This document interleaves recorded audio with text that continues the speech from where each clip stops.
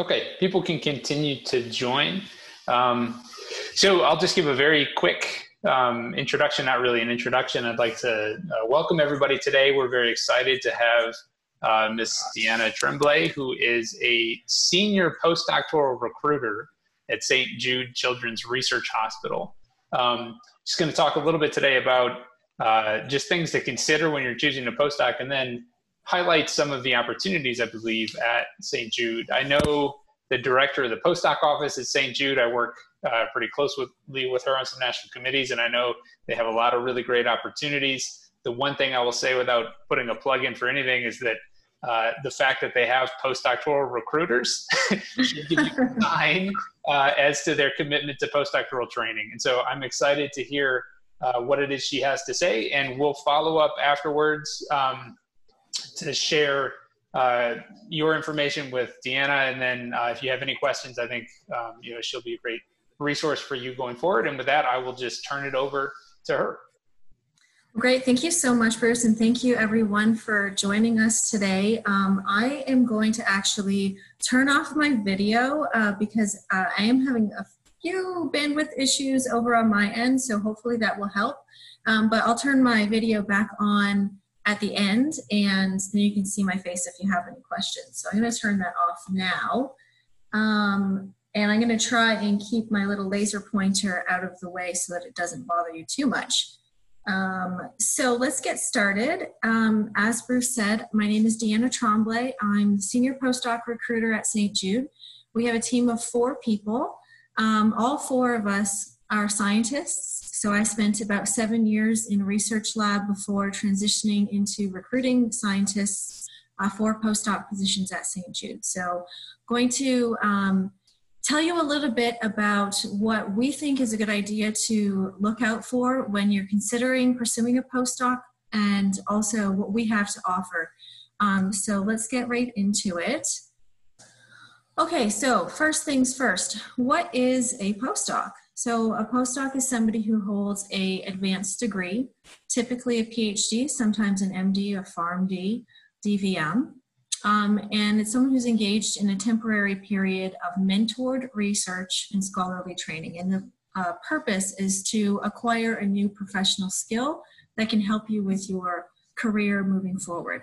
Historically, this has been more focused on tenure track faculty, but that's changed quite a bit, especially in the last 10 years.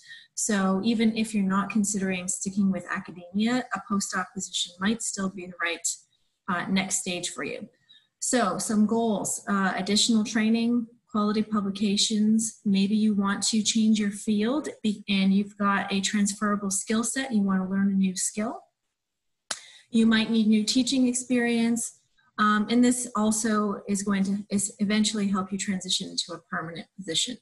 So what are some of the most important criteria when selecting a postdoc position? I've got a few criteria listed here, and we're going to go through each of these individually. And the importance of these are it's going to depend really on what you need for your career, what you're pursuing as an individual. And I'm going to focus a little bit on the institution more than the others. So we'll start with that. And this is just so that we can make sure that we're on the same page about who we are as St. Jude and what we have to offer. And then we'll move a little bit more quickly through the other criteria. So finding the right type of institution. You have to really consider what type of environment you would like to conduct your research in and why. You have a number of institutional options: a university, industry, an academic research institute, and a hospital. And each of these institutions has their own mission, and that is really going to drive their overall goals. So for example, it could be education or it could be making a profit. In the case of St. Jude, our mission is to cure catastrophic illnesses in pediatric populations. And so we function as both a nonprofit basic research institute and a hospital housed in the same facility. And we are devoted to basic biomedical research into the molecular basis of disease. Our campus is located, as you can see, in beautiful downtown Memphis. And before I move on to our next slide, I just want to point out a few things that people typically don't really realize about St. Jude. The first is our campus is quite large. So we're not an academic institution, we're a research hospital. And this is our campus that you can see here. This building, this giant building, as well as this small building are all research buildings on campus. And this small building that my arrow is on right now, I'll talk to you a little bit more about on the next slide. It's actually no longer there. So a few things to keep in mind with the St. Jude campus. We are, like I said, located right downtown.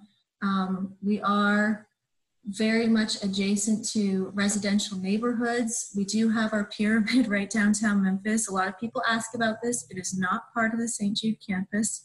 It's a Bass Pro Shop. But more importantly, this building right here is ALSAC, which is the American and Lebanese Associated Charities. This is the fundraising arm of St. Jude. And it's important to note that all of our patients receive care free of charge at St. Jude, and that is through the help of the incredible work that the people at ALSAC do. So the running cost of St. Jude is over $3 million a day, almost entirely through donations. And a large part of that money goes into the clinic, but it also goes into our research facilities. So it's really a unique environment because these donations supplement grant support that is obtained by our faculty. So it means that if you have a good idea and you can justify your experiments, money typically is not what's going to limit what you can achieve. So we're very fortunate in that area.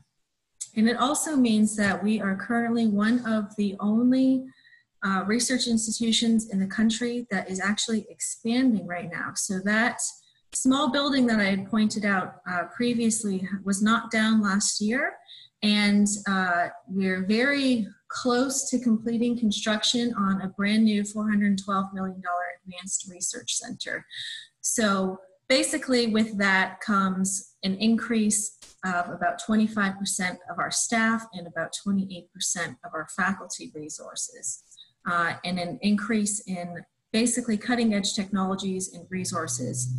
So this building should be opening in 2021, even though we have a pandemic going on right now.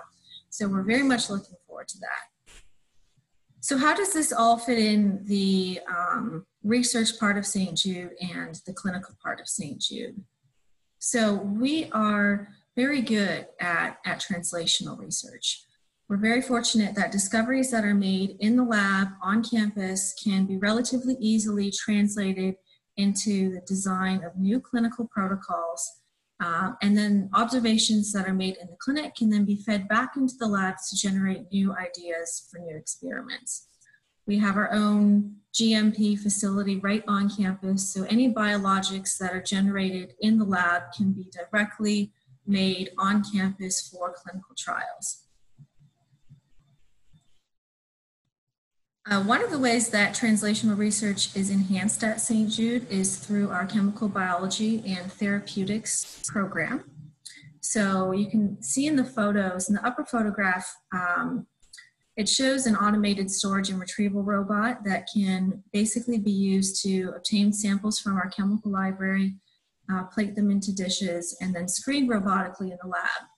So this is the only program of its type in the country for children. We have a capacity of 1 million compounds for discovery and capacity for about 50,000 data points per day for new drug discovery in the lab. And then that gets translated directly into the clinic.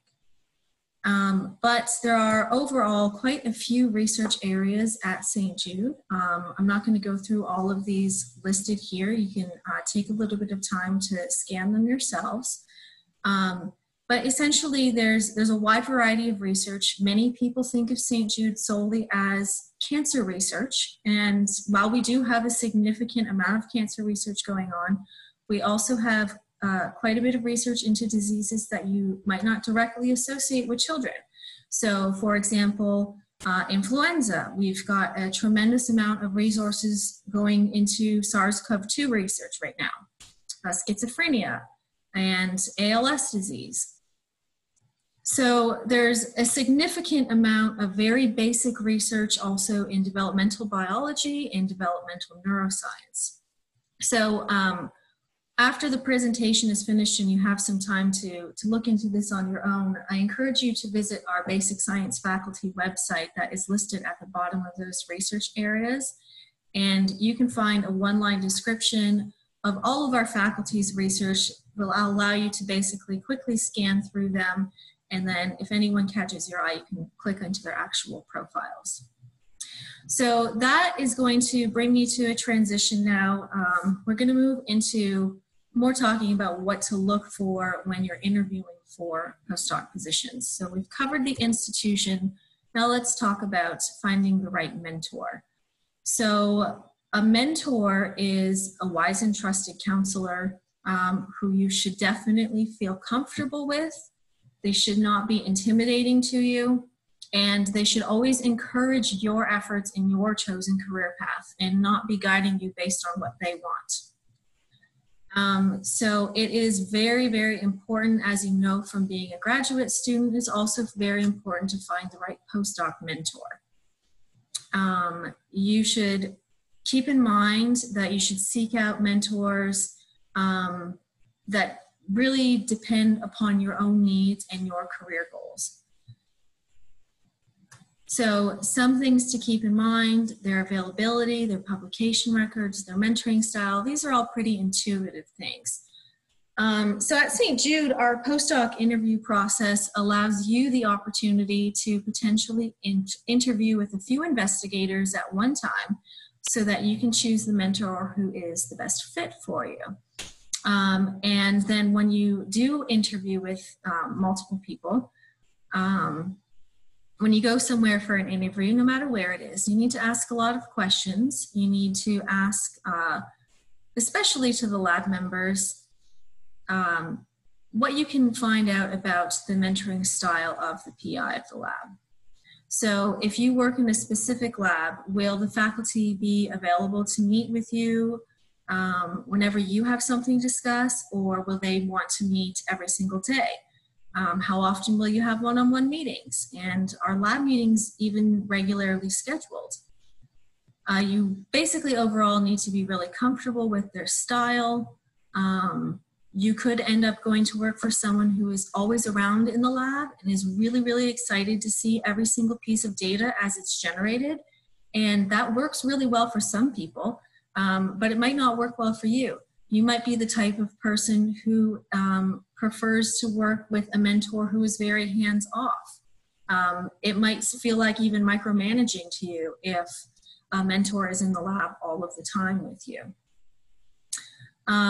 On the other hand, there is a possibility that you could find a mentor who is never around, and that might be too much. They could be traveling all the time. They could be never physically on site, and you may flounder in that type of environment. So you really need to think for yourself what kind of mentor you're looking for, what type of availability they'll have, and make sure you ask the right questions both to the mentor and people who are in the lab.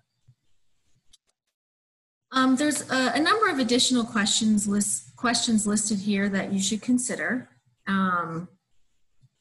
So at St. Jude, we see that typically for an investigator, if you join their lab, they will give you some of their, sometimes they'll give you some of their research papers and grant applications, and you can go away and come up with a project that fits within the overall goals of the lab. But more often what you're going to find at St. Jude and elsewhere is that a faculty member has a grant-funded project with specific goals, and they're looking for someone to work on that. And it will really be up to you to decide if this is a project you're actually interested in. So you should try to find out if you will be the only person working on the same project. We have definitely heard, thankfully not from St. Jude, but we've heard from elsewhere that sometimes there can be more than one postdoc that is given the exact same project to work on, and it becomes a race and a competition. And the winner is the person who receives first authorship, and the loser might not get anything. So you have to be really careful about not getting yourself into situations like this, unless you happen to thrive on extreme competition. Another thing to consider is, can you take an aspect of the work with you to develop independently once you actually leave the lab? And keep in mind that this is actually a difficult question for a PI to answer at the time of interview, because it really will depend upon the research direction and how much of the work was actually your idea and your work. But by bringing this up early on and indicating that it's something you potentially will want to do, you can see their reaction and gauge whether this could be a possibility in the future.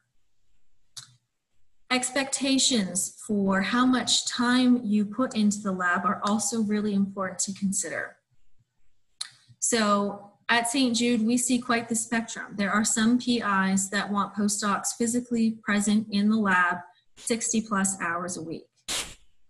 There are many others who don't mind how much you're there as long as you get all the work done. And they're not going to regulate if you're there in the middle of the day or in the middle of the night.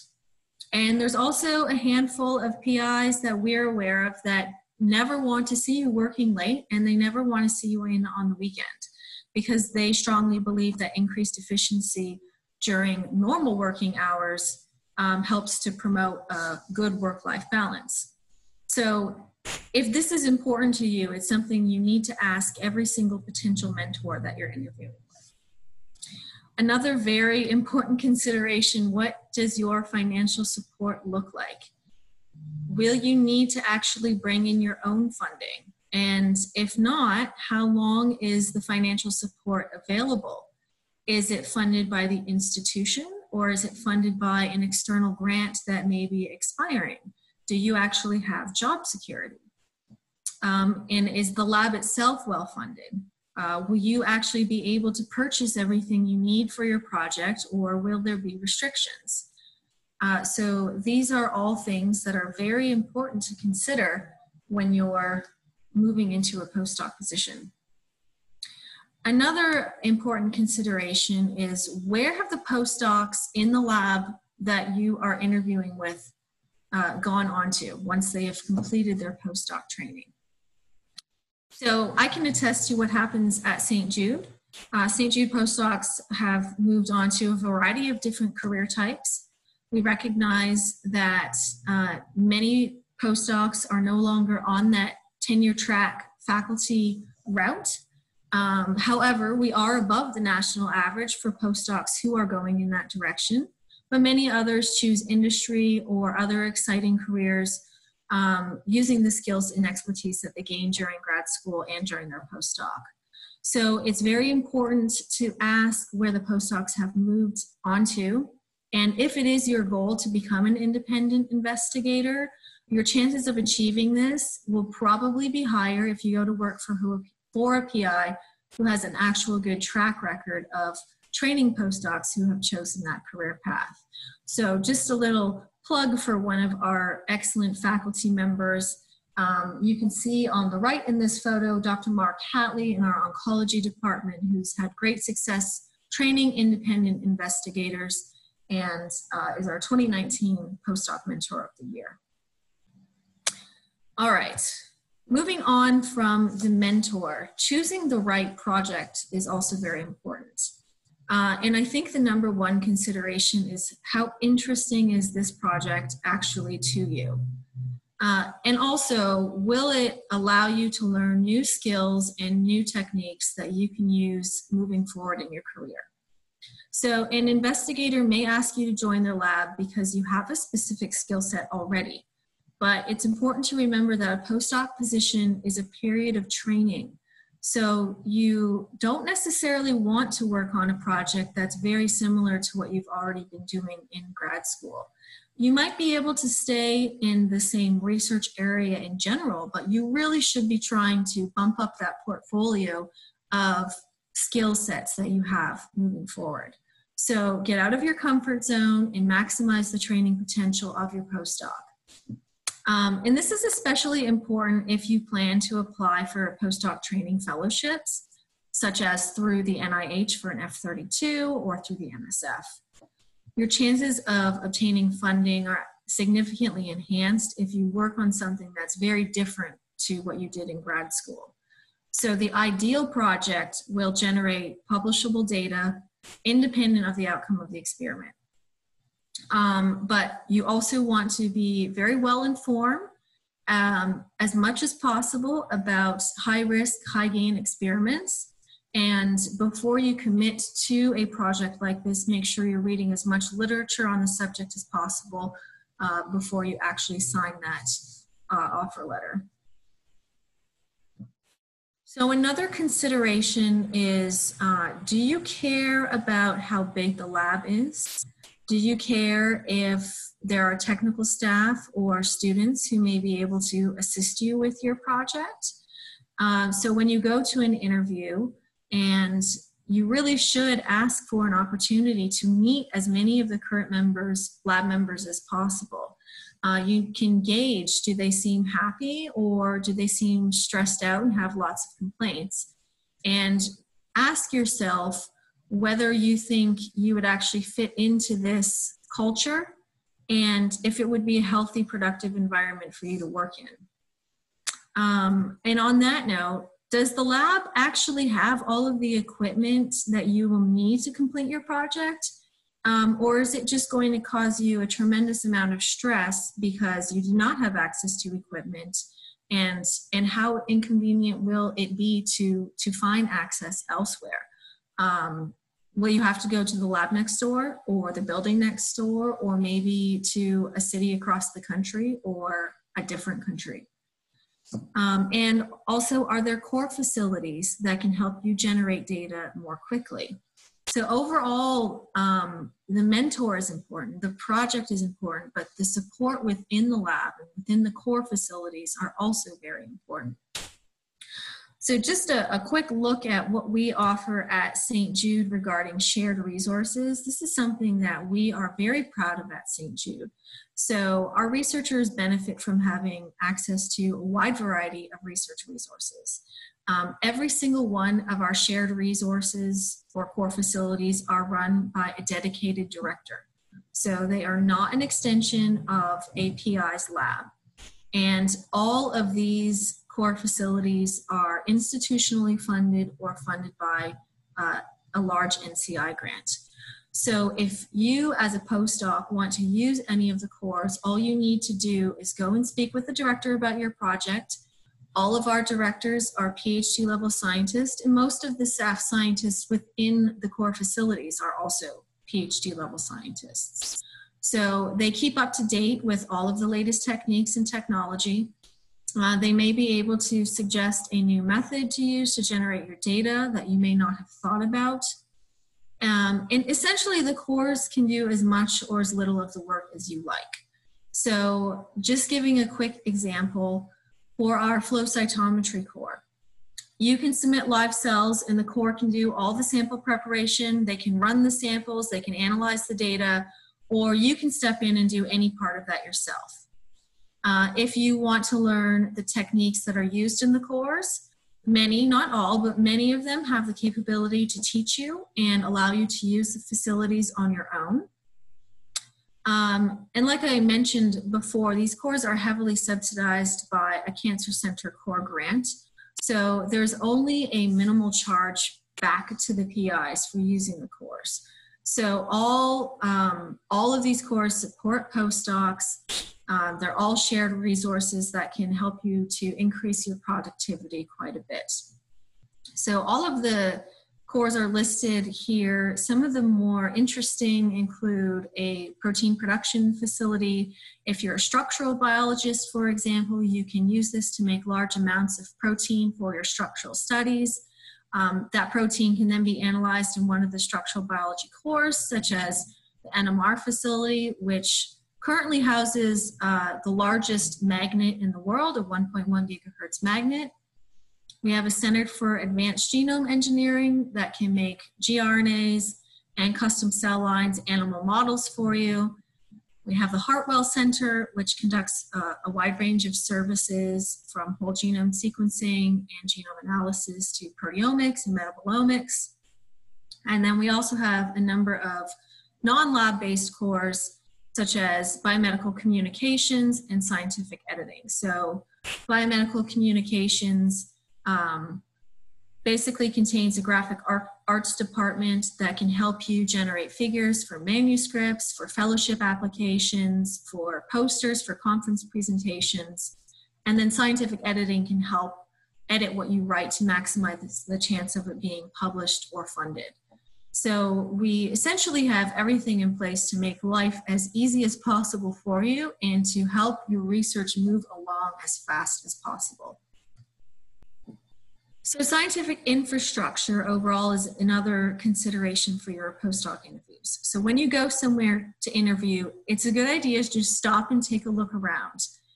Do you see a wide variety of research going on? Does the environment foster collaboration? Is there interaction with other labs and free exchange of ideas? Are there seminars available? And do you have access to the seminar speakers? These are all really important for you to consider because it really helps to stimulate ideas, and overall this will of course enhance your own research. So at St. Jude, there is a genuine feeling of collaboration and not competition, and we really promote the free exchange of ideas. So all of our basic research departments are housed within the 4 adjacent buildings that I pointed out earlier. We have a number of multidisciplinary working groups, an excellent postdoc network, and a variety of seminar series that are listed here for you. So 2 that I'd like to point out: the Biomedical Research Forum is held once per month, and it gives an opportunity for you to learn about the research being conducted by St. Jude faculty. And it's specifically intended for trainees so that you can get an idea about research that's completely unrelated to your field of research and potentially spark an idea for collaboration in the future. We also host the Danny Thomas Lecture Series every Friday, where we invite a distinguished scientist to speak about their work. This is probably something that you experience in your graduate program as well. And likewise, after we host the DTLS each week, we have a roundtable discussion where postdocs and graduate students have the opportunity to network with some incredible world-renowned scientists and really learn about where they got to where they are today and potentially even talk about collaborations. So a little bit on our multidisciplinary working groups. St. Jude is designated by the NCI as a comprehensive cancer center specifically focused on pediatric cancers. Within that, we have a number of cancer-related working groups. You can see them all listed.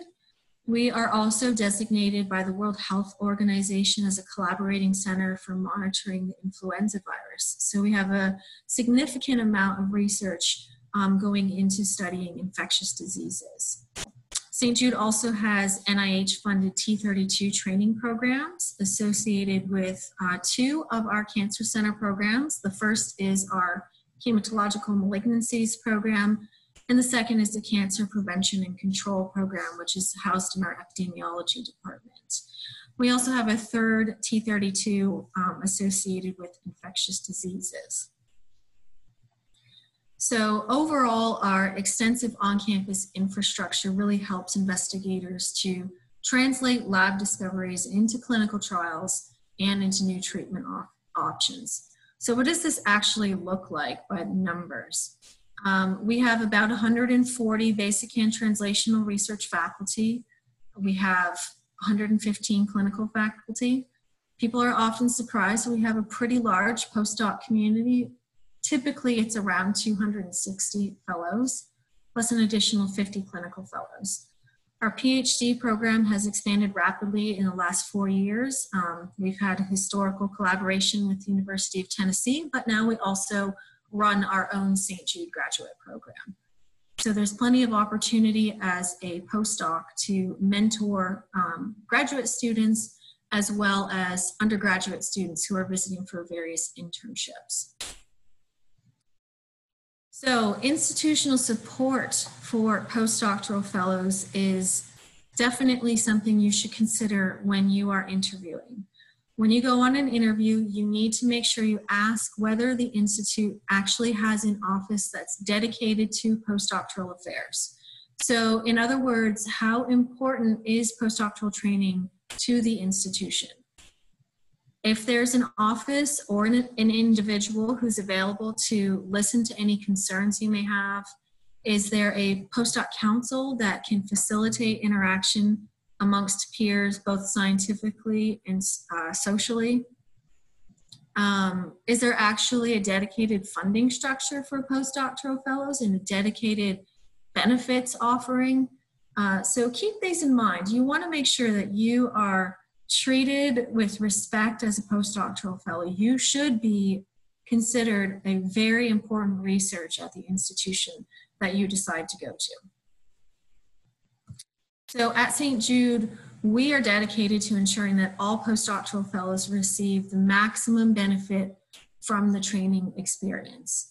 So we help with every step along the way, from recruitment to relocation. We can help international postdocs with immigration assistance. We have continuing education and training and professional development opportunities. We are a member of the National Postdoc Association. So we work very closely with the NPA and follow their programming. And we also in our office can act as liaison essentially between postdocs, faculty, and administration. And we can of course also organize social events to make sure that you're not just in the lab, but you're also enjoying your time at St. Jude and within the city.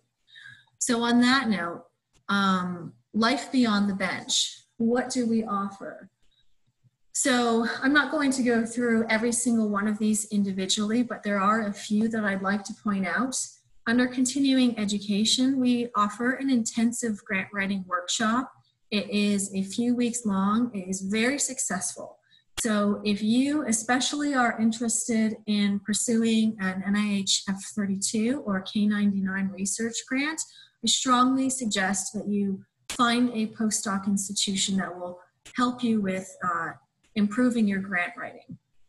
If you're interested in teaching and mentoring, like I said already, we have opportunities within the hospital, but we also offer a very unique adjunct faculty position that is a competitive teaching fellowship with Rhodes College, a liberal arts college that is down the road from St. Jude.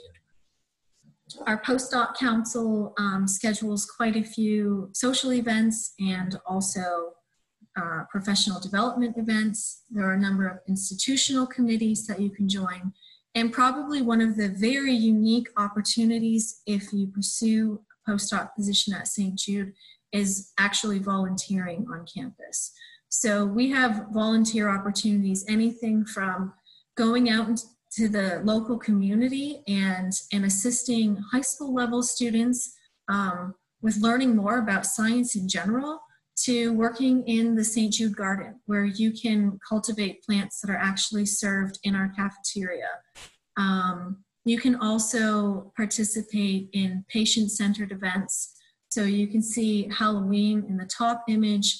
It's one of our favorite events annually, institutionally. And even though we have a pandemic raging right now, St. Jude employees, postdoctoral fellows are all banding together and making sure that our patients can see all of us dressed up for Halloween, even though it's not actually going to be in person, but just to help keep smiles on kids' faces. All right, let's switch gears again and talk a little bit about money. So funding is very, very important. At St. Jude, we offer a competitive salary. We are historically always above the NIH recommendations.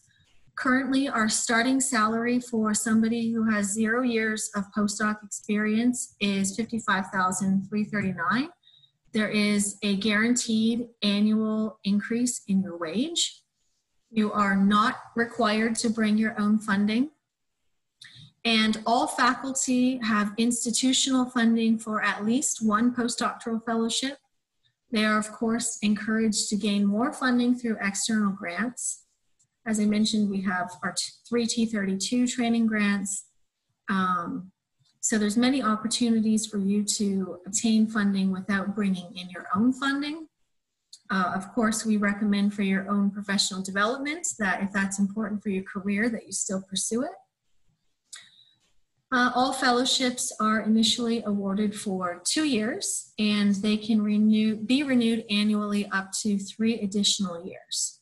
So you cannot be a postdoc at St. Jude for more than 5 years.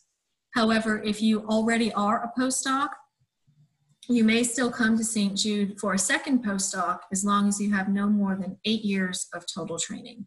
So oftentimes we see graduate students staying in the same lab for a year, sometimes 2 years, as a postdoctoral fellow, finishing up projects. You would still be eligible to come to St. Jude as long as you have no more than 8 years total.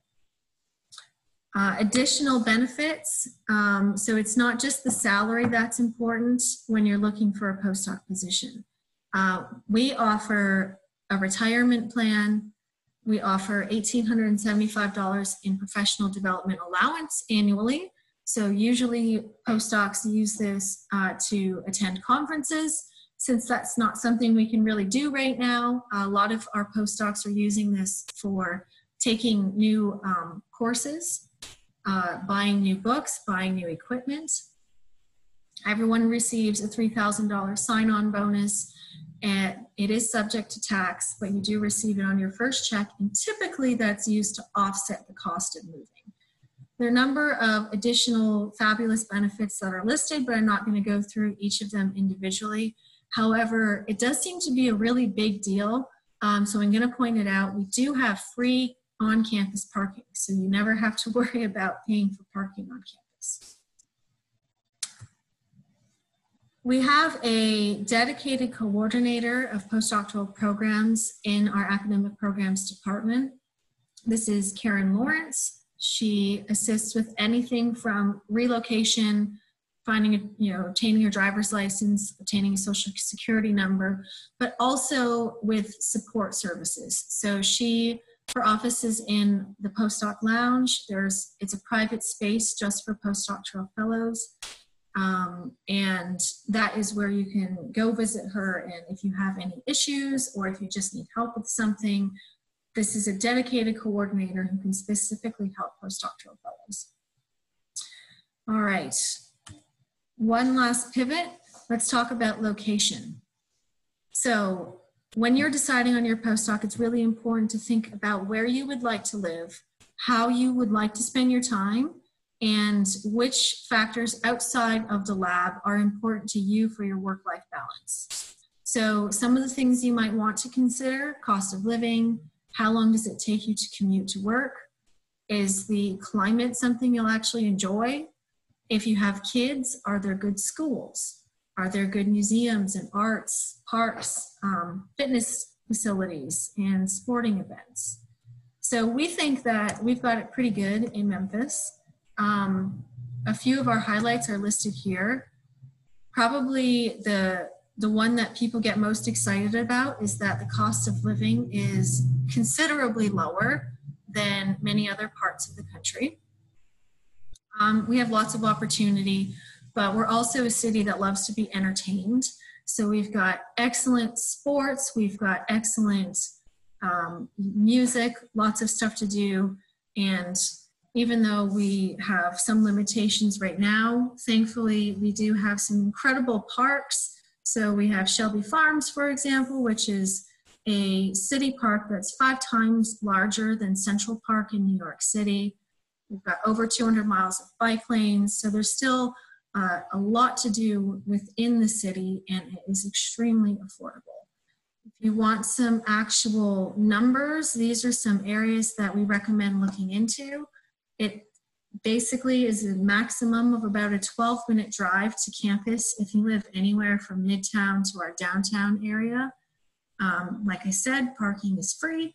And I would say that the typical rent for a very nice, brand new 1-bedroom apartment, either right downtown Memphis or a older historical neighborhood, is going to be about $1,100 to $1,200 a month. So when should you start your postdoc search? Basically, as soon as you're ready to pursue your next career step, that's when you should be looking into what to do next. So some considerations. At St. Jude, we do offer year-round acceptance of applications. Not all institutions do that. Typically, we have about 60 to 80 open positions annually. And usually we recommend interviewing about 6 months prior to either completing your PhD or the date when you actually would like to start the position. We do recommend that you either complete your interviews before you start to write or after defending your dissertation. And we also recommend trying to complete them all together. So if you are interested in multiple institutions, we strongly recommend interviewing at all of them within the same time frame so that you don't forget about what you really liked or what you really disliked about a particular institution, mentor, etc. If you happen to currently be within 2 years of graduation but aren't quite at the graduation stage yet, I'd just like to put in a quick plug. You should consider applying for our National Graduate Student Symposium and our Future Fellow Research Conference first. We are planning to send out invitations to apply for both of our symposia next Monday, so this is very good timing. We do have some requirements that are important to consider. You do have to be a U.S. citizen or permanent resident to apply for our symposia. You do not have to be a U.S. citizen or permanent resident to apply for a postdoctoral position. So two very different things. Our National Graduate Student Symposium is a professional development event where those students who are invited to attend get to present their work, both in an oral presentation and poster presentation, and more importantly, interact with people in our postdoc community and have individual meetings with our faculty so that you can learn if St. Jude might be a great fit for you or not. Unfortunately, the 2021 NGSS is going to be a virtual event. We would love to have it on campus, but we obviously have some COVID limitations. Our hope is that the Future Fellow Research Conference will be hosted on site, and it's normally hosted in June, as you can see on this slide, but we made the decision to delay it until August.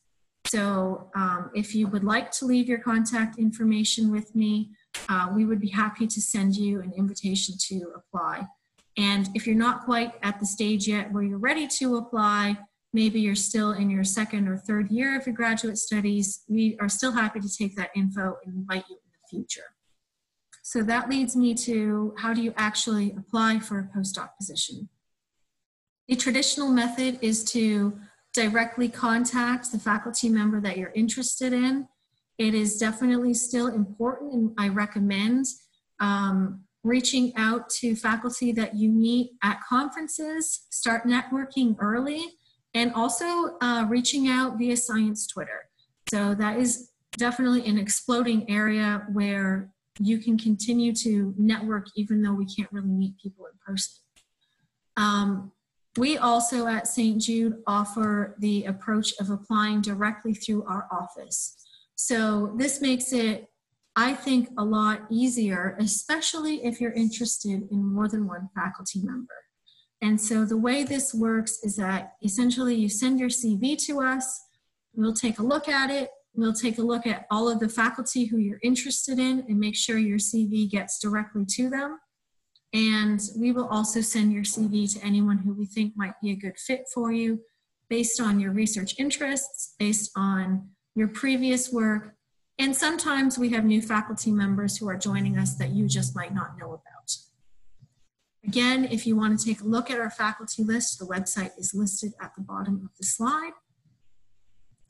So overall, I think we've gone through everything that you should consider when you're looking for a postdoc position, but I'm just going to take a minute to remind you why we think you should consider St. Jude specifically.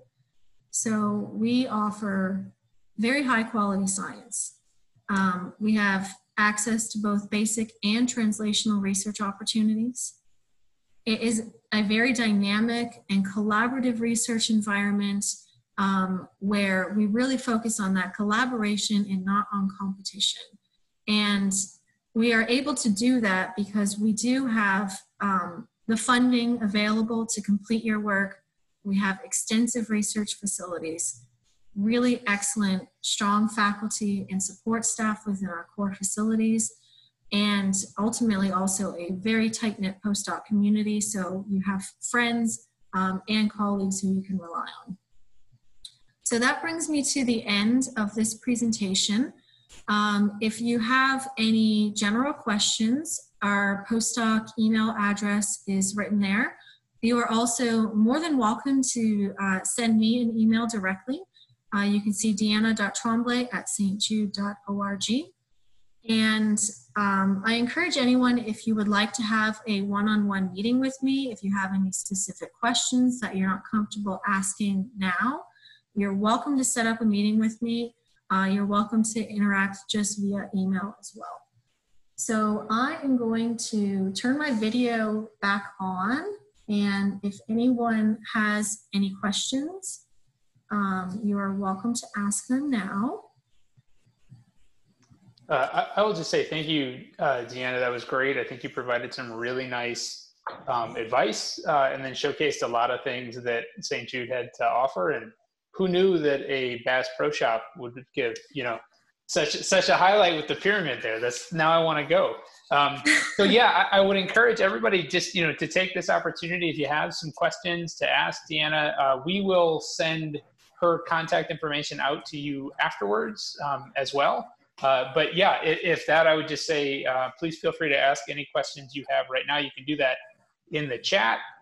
If you want to ask a question but not make it known to everybody, you can also send her a question privately in the chat for that. But we'll just take the rest of the time here to see what kind of questions people have. Hi, my name's Ian. I was just curious, I guess at a lot of academic institutions, you see a lot of faculty and PIs who very much train their people in mentee roles for almost exclusively academia for a variety of reasons. And I was curious if you could speak a little to what St. Jude's does, if anything, to encourage and support students who are interested in being postdocs, but probably not pursuing an academic career ultimately. That is an excellent question, Ian. Thank you for bringing that up. So, like I said, in the last 10 years especially, the NIH put out a recommendation to all research institutions that we really need to consider that most people who are pursuing postdoc positions now are not interested in tenure track faculty positions. I think the national average for success is around 2 to 3%. So it's really, really low. And of course, everyone has the support available as much as you can to get you to that position. But if that's not the route that you're on, that is basically why we have such an extensive department that is dedicated specifically to postdoctoral fellows. So for example, every single postdoc is required to work on an individual development plan, both with their mentor and with our department. And we check in at least once a year to make sure that you are following that plan, that you're hitting the milestones that you need to get to where you want to be. We definitely have some faculty who are traditionalists, and they do want all of their postdocs to move into tenure track faculty positions. And that's why it's so important to make sure you have that discussion on the front end, make sure that you are making it clear to the faculty member that you're interviewing with that either you're not sure or you know for sure, I'm going in this other direction, what can you do to support me? And then the professional development opportunities that are offered to you by the institution should support you also. So hopefully, no matter what, you'll have support from the mentor. But even if you don't, you should have professional development opportunities that will. So at St. Jude, for example, both our postdoc council and our coordinator of postdoctoral programs make sure that there is something going on almost every week or at least every other week, so that postdocs can either network with someone who is not in a traditional academic career path, or that you can gain new skills. For example, we offer Lean Six Sigma Yellow Belt training that postdocs are allowed to attend. So basically, as long as there's support available to you from multiple directions and you feel comfortable being honest at the front end, you should be okay. You should be able to get what you need from the postdoc and then transition out of it. And also keep in mind that you don't need to be moving into a postdoc with the idea that you need to stay there for 5 or 6 years, like your graduate degree. If you know, I want to go into scientific writing or industry or whatever, I just need this one extra skill. Go get that training, get that skill, get that one publication, and then transition out. You should definitely be able to do that. Thank you. You're very welcome. Does anyone else have any questions?